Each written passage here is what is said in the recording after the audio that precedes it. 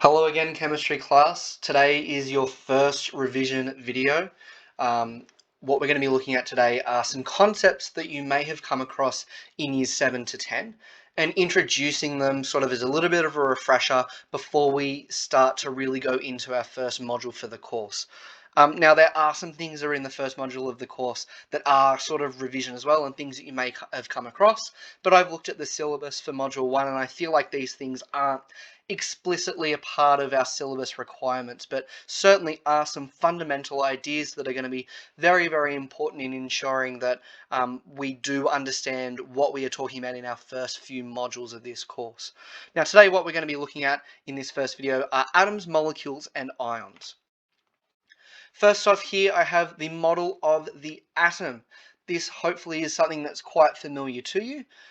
Here we have a model of an atom. There are three different kinds of subatomic particles. Now, electrons are around the outside of the atom and they have a negative charge. Now, protons and neutrons are in the middle and they form our nucleus. Now, protons have a positive charge and our neutrons have no charge at all. They're completely neutral in charge. Something to note, or a few things that are noteworthy, are that our protons and neutrons are roughly the same mass, and they are significantly heavier than any electron. Electrons are quite light and they move quite a lot, whereas the protons and neutrons sort of sit in the middle in their nucleus. Next thing to look at is once we go from atoms and start putting them together, we form these things called molecules. Now, they are made from one or more atom, and there are a few examples for you here. Now, what you'll notice in particular is that they're sort of color-coded as well, and these are talking about specific or particular kinds of atoms. I'll look at that in the next video about elements. But for now, what I want you to appreciate is that molecules are made up of more than one atom. As we can see here, this oxygen molecule is made of 2 atoms. This water molecule is made of 3. This sugar one here is made from 24, I believe, if you count them all. This salt one looks like a cube. It actually could have an infinite number of molecules theoretically, but certainly has one or more molecules.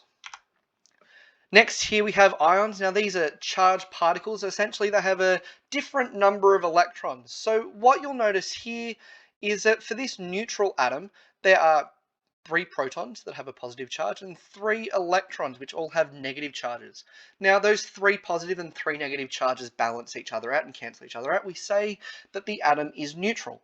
But if I were to take away an electron, so 3 positive charges, 3 protons, and 2 negative charges, 2 electrons, what we would have is an overall positive charge, meaning that 1, this is an ion, a charged particle, but also this charged particle here is positive in charge because there are more positive subatomic particles or more positive protons.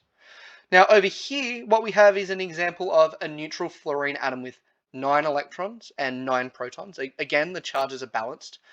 If that fluorine ion was to gain another electron, that would mean that it would have 10 electrons and 1 extra negative charge, which would mean that it would be a negative charge atom. This is just another way of, I guess, showing these concepts that I'm showing you.